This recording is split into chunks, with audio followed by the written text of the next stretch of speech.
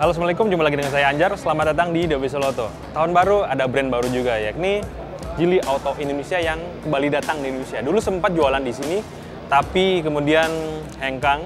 Nah, sekarang balik lagi untuk menyasar pasar EV. Tapi hari ini sementara hanya launching brandnya saja.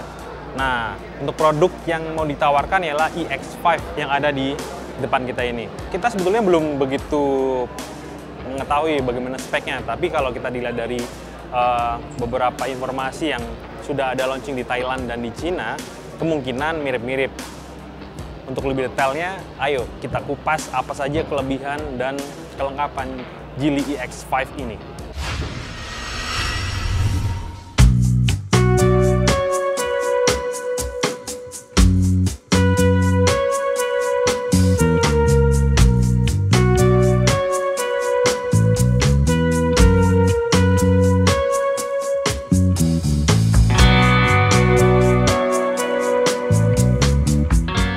Dilihat dari desain, sebenarnya Geely iX5 ini lebih minimalis tapi terasa elegan. Kalau jujur ya, desain itu sebenarnya selera yang personal. Kalau menurut saya secara subjektif, saya lebih suka simple yang kayak gini nih, iX5 simple. Mukanya tidak terlalu banyak guratan yang gaya-gaya sporty, tapi lebih manis dan elegan. Kalau ngelihat di fascia depan, di fascia atau muka depan, grillnya polos, tidak ada pahatan-pahatan yang aneh-aneh. Nah, itu yang membuat koefisien drag-nya lebih bagus dibandingkan beberapa rival. iX5 ini mempunyai 0,26 koefisien drag. Kalau di mobil yang biasanya kalau di mobil umum ya, let's say kayak LMPV, LSUV biasanya sampai 0,33 CD kita nyebutnya. Ada beberapa pabrikan dari Porsche juga bentuknya coupe EV punya koefisien dragnya 0,21. Nah, yang iX5 ini mendekati pabrikan itu. Jadi untuk sebuah compact SUV itu sudah sangat-sangat bagus untuk ngomongin aerodinamika. Selain bentuknya minimalis, saya juga sebenarnya suka bagian, kalau kita lihat bagian dari samping, terlihat seperti ya sepintas ya agak mirip sama Mercedes-Benz EQB, tapi ini kayak versi light-nya. Kalau dilihat dari bodi luar, build quality-nya oke, nggak kelihatan murahan lah, nggak kelihatan inferior. Walaupun tampilannya simple, minimalis, dan jujur saya suka dengan desain yang sederhana ini, nggak aneh-aneh. Kemudian kalau kita lihat dari bagian belakang, juga sama pakai LED belakangnya, terus tidak ada guratan yang terlalu menonjol, pahatan-pahatannya tetap halus. Tarikan garis bodinya juga terlihat sangat presisi. Jadi kalau dilihat dari luar, misal kalau ini mobil sudah di jalanan, itu terlihat anggun. Tapi itu kalau kenyamanannya kita perlu buktikan di road test di auto.com ya. Terus selain itu, menariknya di bagian atap terdapat panoramic sunroof. Jadi kalau di dalam, satu, sun premium ya. Dua, ketika kita masuk duduk di dalamnya, itu membuat kita terasa ini mobil lega nih, karena ada visual di atas. Tapi tantangan dengan sunroof itu adalah Indonesia kan tropis, panas. Nah, tirainya itu apakah tebal atau enggak, kita perlu buktikan. Soalnya ada beberapa pabrikan yang pabrikan China, EV juga yang punya panoramic sunroof, tapi terasa sangat panas karena ya tirainya tipis. Selain bodi, peleknya juga terlihat sangat minimalis dengan two-tone 18 inci, terus profil bannya 225/55, artinya 55 itu ya tipis ya, mirip-mirip kayak profil ban yang dipakai oleh beberapa sedan. Dual tone ya, seperti EV yang lainnya, saya suka. Kemudian handle-nya juga mengikuti tren kekinian yang menyatu dengan bodi, jadi kita harus sentuh untuk membuka dan menutupnya. Yaitu menambah daya jual ya, untuk merangsang daya beli masyarakat juga. Oke teman-teman, inilah interior Geely iX5. Ya, kalau kita melihat bagian dalamnya, terlihat sangat premium ya, mirip-mirip mobil-mobil Eropa yang harganya mahal itu. Dan banyak material soft touch di sini. Kita ngelihat materialnya, build quality-nya kelihatan sangat-sangat bagus. Cuman yang di konsol tengah, iya mungkin gaya-gaya ala wood ya, gaya-gaya ala kayu. Cuman ini mungkin kalau saya mungkin diganti ya. Saya kurang suka dengan gini. Terus dia seamless Ya, jadi sangat-sangat minim dengan tombol-tombol di sini. Kalau saya pribadi lebih suka mobil yang terlalu banyak tombolnya karena kita lebih memudahkan kita. Gitu kan. Kebiasaan kita kalau langsung bawa mobil kita tekan sesuai apa yang kita butuhkan, misalnya untuk AC, untuk macam-macam. Kalau ini kan kita mengaturnya melalui head unit atau layar monitor yang berukuran 15,4 inci ini. Kemudian layar di depan setir ada meter cluster yang mungkin ukurnya sekitar 7 atau 8 incian.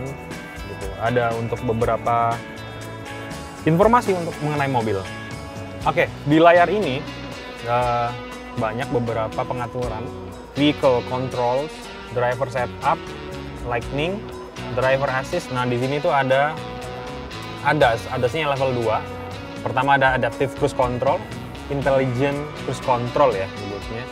Ada lane keeping assist, pre-collision assist, intelligent reminder, apalagi.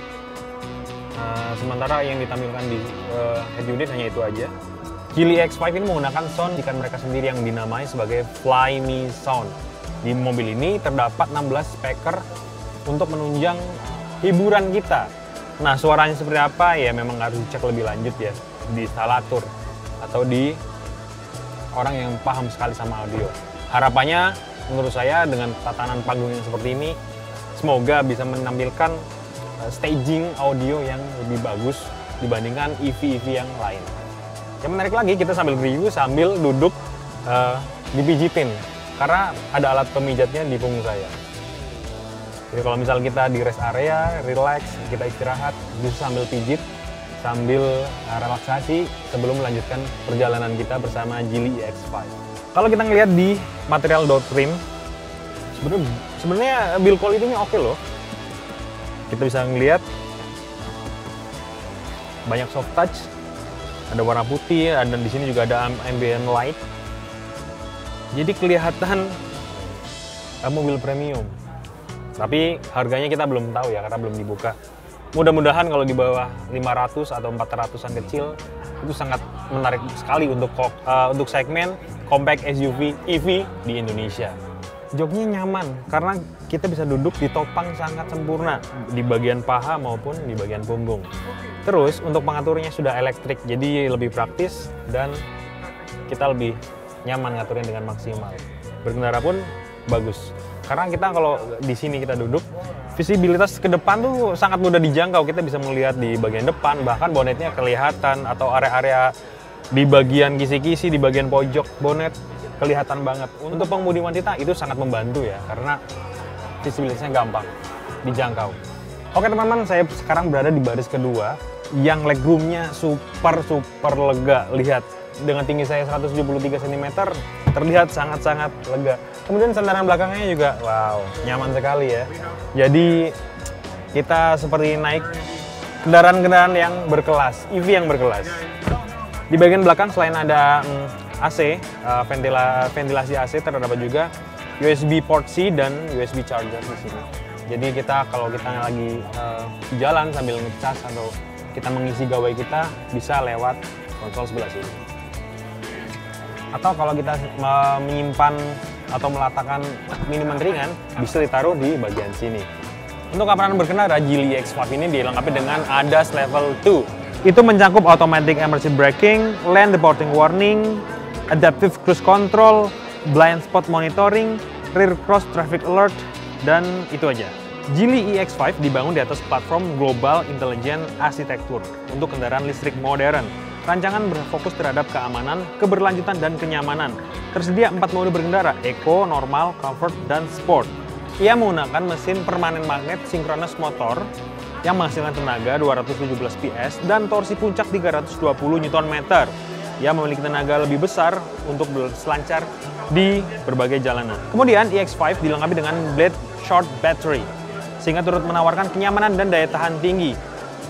Geely bilang, baterai ini telah lulus pengujian ketat dalam kondisi ekstrim.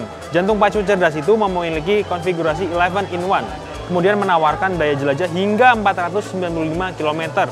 Untuk pengecasan sudah mendukung DC fast charging maupun AC seperti port listrik rumahan. Nah teman-teman, mengenai rasa berkendara untuk Geely EX5 ini sebetulnya teman saya, Pandonoya, sudah mencobanya di Cina. Menurut dia, handlingnya presisi, bandingannya enak, terus kalau dia nyobanya di sirkuit gitu kan. Tapi sebenarnya saya juga nggak terlalu percaya kan, karena belum nyoba sendiri. Saya percaya kalau benar-benar sudah merasakan sendiri. Saat ini di Indonesia baru display saja, belum ada media drive. Jadi kalau impresi berkendara, kata teman saya itu bagus, ratingnya 4,5 lah kalau kita dilihat dari bintang, 4,5 dari 5 bintang. Jadi teman-teman, itu aja kelengkapan Geely EX5 yang sebentar lagi akan di-launching harganya di Indonesia. Dia bakal melawan beberapa rival seperti Hyundai Kona EV, BYD Atto 3, kemudian ada juga Omoda E5. Kalau teman-teman dari beberapa rival itu mana yang paling menarik di hati teman-teman? Silakan komen. Oke teman-teman, itulah impresi singkat kami bersama Geely EX5. Kalau ada pertanyaan, kalau ada hal yang pengen diungkapkan, boleh. Jangan lupa komen, kita bisa sharing, kita bisa berbagi, kita bisa diskusi di situ. Untuk lebih detail, kita bisa ngelihat artikel di auto.com, Carvacasa, dan Zigwheel Indonesia. Sampai jumpa di video selanjutnya.